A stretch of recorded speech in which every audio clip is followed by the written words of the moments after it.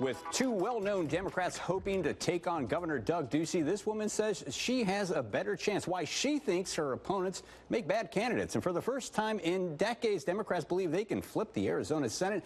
And this man may be the key. We'll ask him how he plans to turn a red district blue tonight here on Politics Unplugged. And good evening. I am political editor Dennis Welch. This is Politics Unplugged. And we start tonight with the Democratic primary for governor. And with us today is Kelly Fryer. She will face two well-known names in Arizona politics. Again, David Garcia and Steve Farley. So let's start with that name recognition. How do you hope to overcome some of that? You know, Dennis, one of the things that I'm discovering is that there's a little bubble of folks that are kind of paying attention to politics in Arizona. And within that bubble, it seems like this election is all sewn up and you know, everybody knows who the candidates are.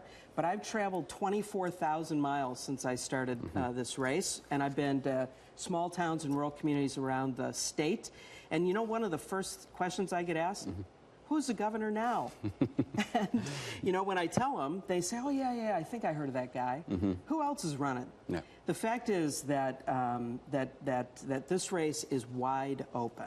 Okay. Well, recent polling suggests, though, that, you know, David Garcia, Steve Farley running neck and neck with the current governor, whether, you know, a lot of people know who the current governor is or not. Tell us about what your thoughts are on the two candidates you're running against in this primary. Do you think they make good candidates? You know, I got into this race because almost a year after my primary opponents had been running.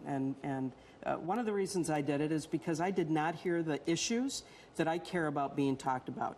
And here's the deal. The people that I love and the communities that I care about are in danger in this state.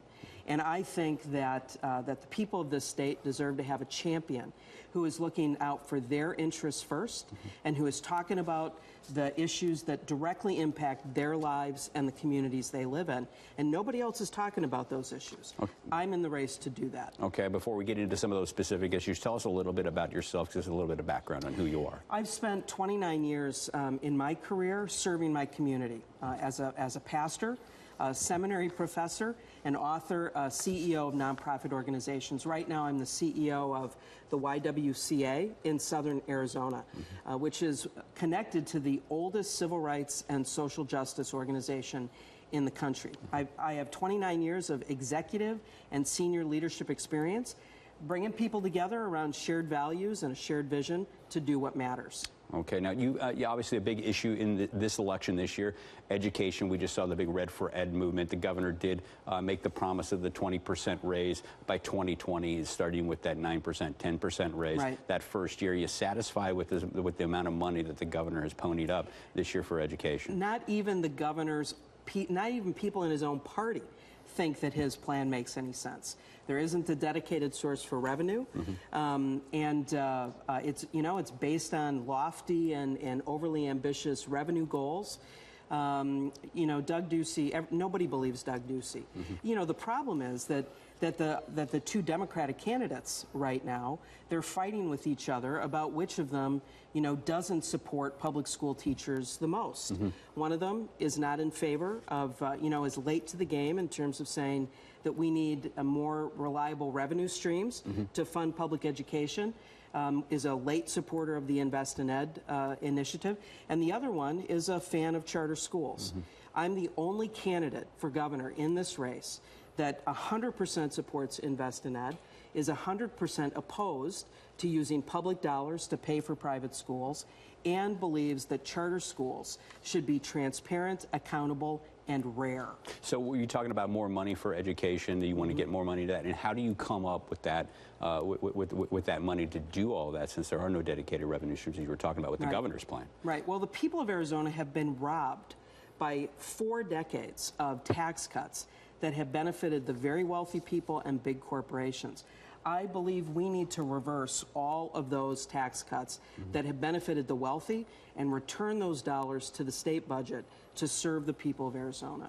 Okay, another issue you've talked about is on your website and your campaign literature is economic equality, economic inequality right now. Tell us exactly what you mean by that and what kind of policies you would want to put forward to rectify the situation.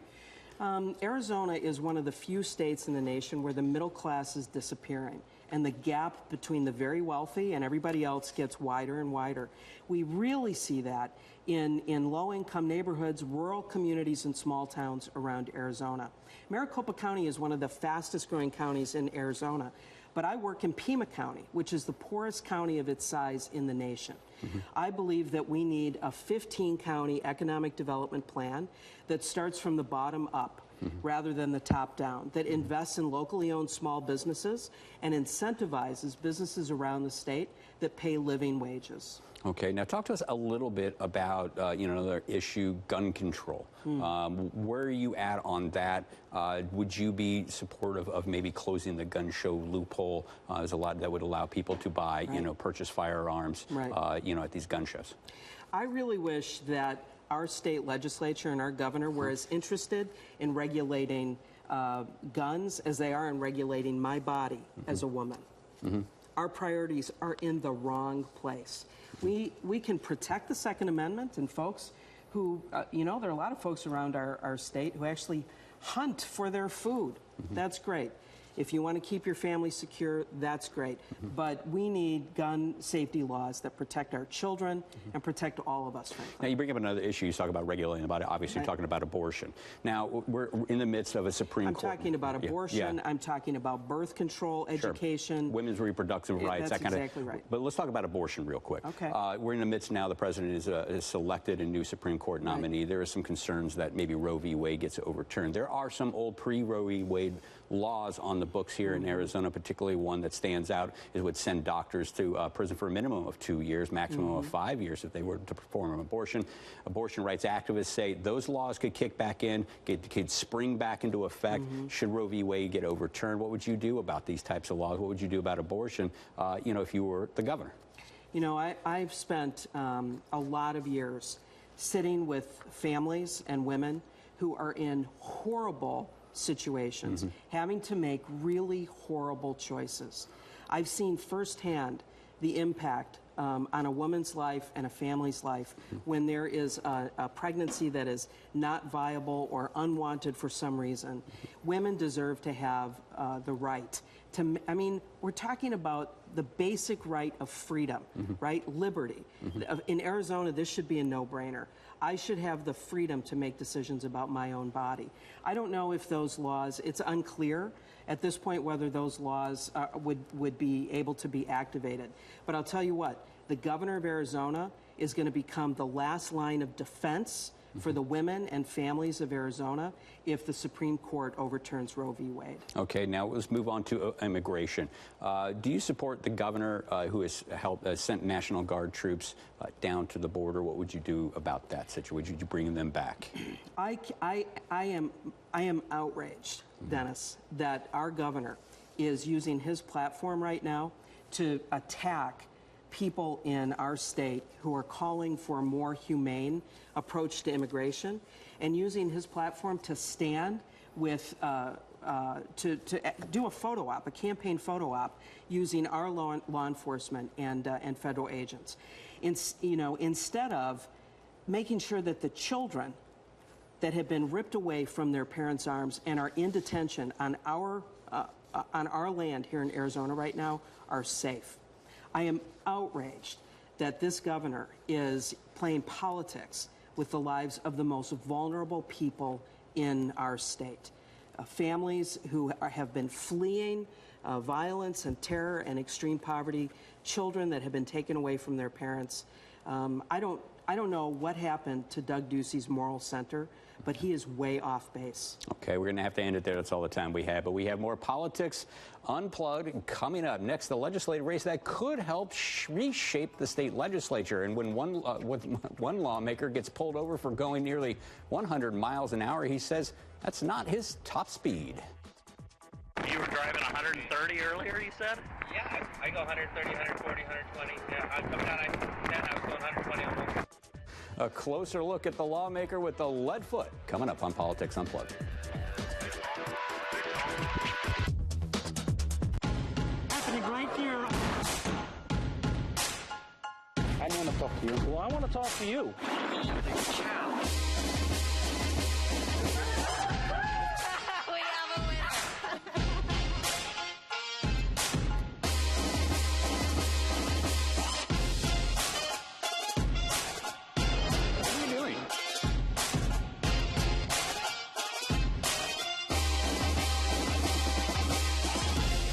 Being hurt in a car wreck can make the bottom fall out of your life. Missed work and mounting medical bills can cause you to lose everything. Don't let a car wreck your life. Call Lerner and Rowe today for a free consultation. Call 977-1900. Instead of going to school every morning, what if school could come to you? Because learning happens anywhere and everywhere. K-12 powered schools provide a tuition-free, full-time, online public school education taught by state-certified teachers. It's public school at home. K-12's curriculum is designed to engage students, to challenge them. So visit K12.com today. Tuition-free in Arizona. Update your floors with Empire Today's $50 room sale. Buy one room, get floors for all other rooms for just $50 each. So when you buy one room, it's only $50 for laminate in the kitchen, $50 for carpet in the bedroom, and $50 for hardwood in the office. There's no limit. Buy one room, and it's $50 for floors in each additional room. Schedule now. 800-588-2300 Empire. Today. No matter where you read it, hear it, or who quotes it, Spencer's will always beat it. Spencer's TV and Appliance. It's like having a friend in the business. So we were on our cruise, and I saw a little something that I just had to get for you. What? Honey. Thank you so much. I appreciate it. Whoa. We just knew. You shouldn't have. Well, it was a little bit pricey. Expensive. But you are worth it. I have no words. Don't spend too much on chicken. At Sanderson Farms, you get fresh quality chicken for an honest price. Sanderson Farms. And welcome back to Politics Unplugged. We move on to another race, one many political watchers believe could help Democrats gain control of the state Senate. And joining us now is Democrats seeking that seat, Steve Weichert, running for Senate, the state Senate in Legislative District 17, centered on Chandler. I want to thank you very much for joining us. Before we get into everything else, just want to give you a second to kind of introduce yourself to voters. Who are you? Where do you come from? So, again, my name is Steve Weichert, running for the state Senate.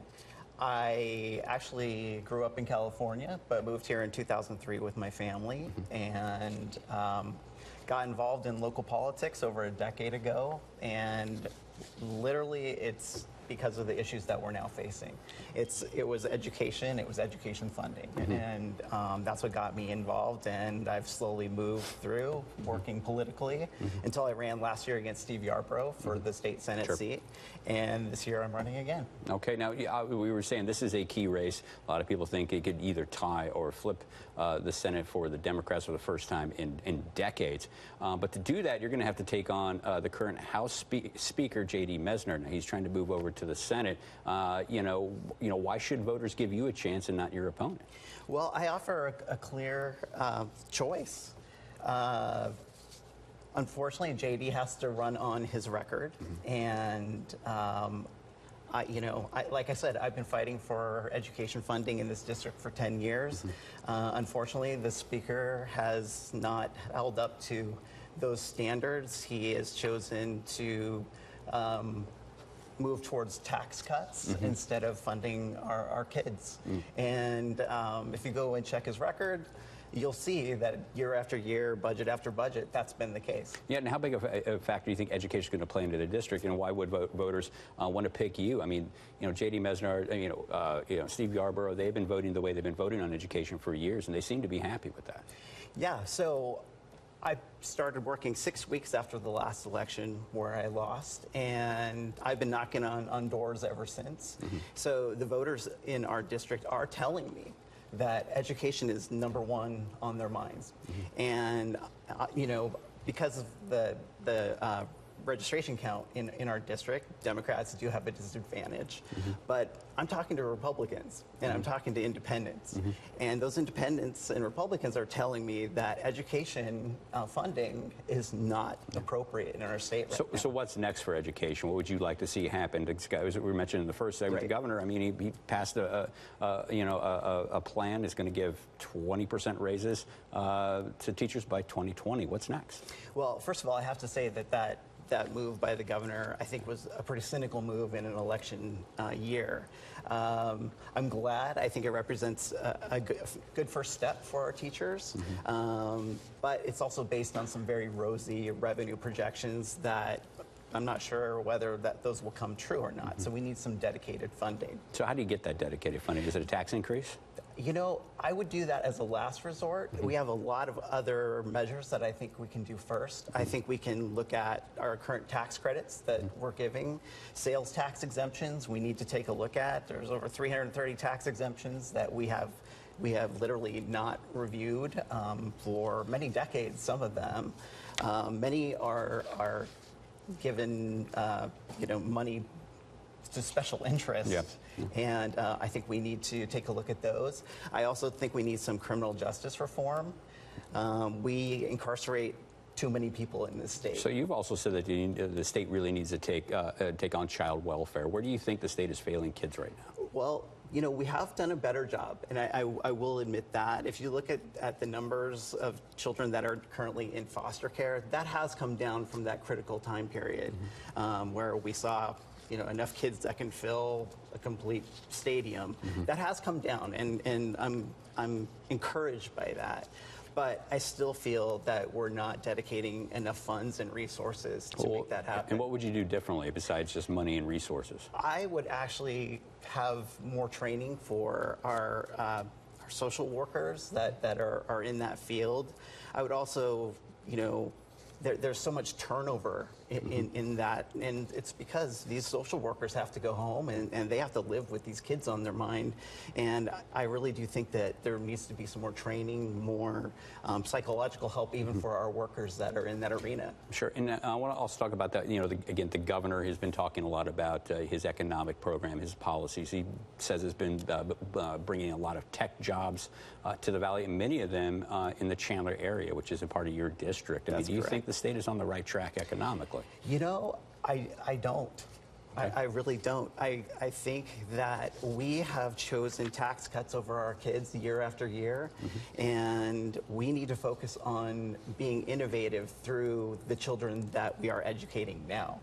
I have two daughters. They have gone through school and have never once been in a fully funded classroom.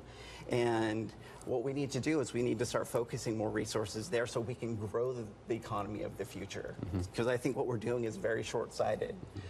You know, Intel is very big in Chandler. The officials at Intel basically say that if they would have to do it over again, they wouldn't choose Chandler. And that's because we don't have a sustainable workforce and we don't have sustainable education funding. Okay, so we got about 1 minute left. Yeah. I got to ask you under these two kind of boilerplate questions because this is a Republican district historically. Got to ask you, where are you at on gun control? Where are you at on an issue like abortion? I think we do need gun control, common sense gun control measures. I'm very much in support of the Second Amendment, but we do need those common sense measures. As far as abortion, I'm pro-choice. I very much believe that medical decisions should be between a woman and their doctor. Okay, and do you think the pro-Roe v. Wade laws that are still on the books here in Arizona, do you think they need to be repealed? They do. All right. I think they do. All right. Well, thanks a lot for joining us, and we'll see you next time. Hold on. And we'll be right back to talk it out with our partners on the panel with a closer look at the governor's race and a lawmaker with a lead foot. Still ahead. Diamonds, the forever gift. The Jewelry Exchange has half-carat anniversary bands for $2.99, 1-carat 2-stone rings $9.90, 1.5-carat 3-stone rings $19.90, and 1-carat studs just $3.99. All guaranteed to appraise for double. The Jewelry Exchange, Phoenix. It's my summer vacation, but my work is never done. And what can I do for you? Santa, I know it's only July, but I want new flooring for Christmas, and I just don't know if I can wait. Express Flooring is having their Christmas in July sale. Save up to 71% on new flooring. Get a lifetime installation warranty, and Express will even move your furniture for free. Oh, Santa! Call Express Flooring. Express Flooring is the best. Call 800-EXPRESS. Title Max TitleMax makes it easy to turn your title into cash. Just go to TitleMax.com. Find out how much you can get. Using TitleMax.com, I got $1,400. $3,200. TitleMax.com got me $9,700. Best of all, most credit types are approved. Next time you need cash, try TitleMax for rate. Try TitleMax for the amount you need. Find out why so many people are saying, I got my title back with TitleMax. Get your title back with TitleMax. You have a foundation of strong values and a clear sense of right and wrong. You belong where your passions come to life. Grand Canyon University's online degree program in cybersecurity makes it convenient for you to join the newest front in keeping your community safe. GCU teaches you how to secure and protect a virtual environment. Join the fastest growing field of cybersecurity. Find your purpose at GCU, where advanced technologies and innovation drive education. Visit gcu.edu/online. When we moved with DSL, we experienced the law of internet slow zones. So we switched to Cox. Their law of moving states that Cox has fast speeds everywhere, which you can enjoy after a day of dealing with other laws of science, like gravity, opposing forces, and, laws of attraction? Ew. It's romantic. Cox has gig speeds available everywhere. Cox high-speed internet starting at $29.99 a month. Tell her you'd marry her all over again. The Jewelry Exchange has stackable bands, $99, half carat, $299, Princess, $590, 1 carat Marquise, $790, and 2 carat Platinum, $39.90. Thousands of bands guaranteed to appraise for double. The Jewelry Exchange, Phoenix. And welcome back to Politics Unplugged. It's time to talk it out. And with us today, Lori Roberts with the Arizona Republic and our partner from First Strategic, Barry Dill. Thanks a lot for joining us. I want to start with you. Kelly Fryer, first segment, running for governor. What do you think her chances are? I think she is a nice woman. I think that she has a strong message that people ought to hear. I think she has absolutely no chance. Okay, so what do you think? Do you think she's got no chance in this Democrat primary? I think she has no chance. I probably live in that bubble that she's talking about, of course. So, but you do know who the governor is. In the short time, I do know who the governor is. But in the short time that they have left, they only have a little bit less than 6 weeks to go. I don't know how she can, with very little money, I don't know how she can establish her name ID enough to compete with the other two. We've seen some interesting polling recently that maybe suggests that Governor Ducey might be vulnerable. Can a Democrat who comes out of this primary, can he win in the fall? He can, if he's careful enough to maintain enough of a centrist position to where he can win over some independent and maybe even moderate Republican votes.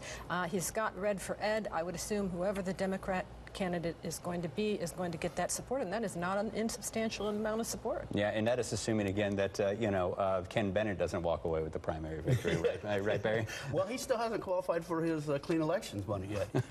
So there may be a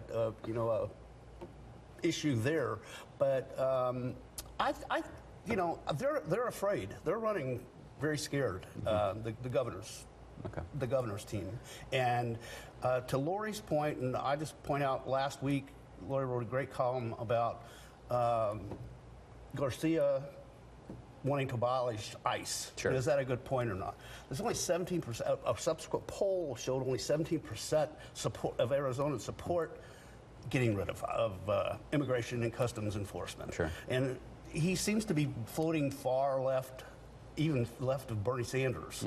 And that's not a good recipe for a general election. And I was going to ask you about that column, and why did you write that column, and why do you think it was a bad idea for Garcia to come out and call for the abolishment of ICE? I mean, other Democrats, high-ranking Democrats like, Elizabeth Warren, other people come out and called for this. Well, Elizabeth Warren lives in Massachusetts, and this is Arizona, and it's a totally different place. I really thought that when David Garcia got into this race, he was going to be running the Kyrsten Sinema campaign from the middle.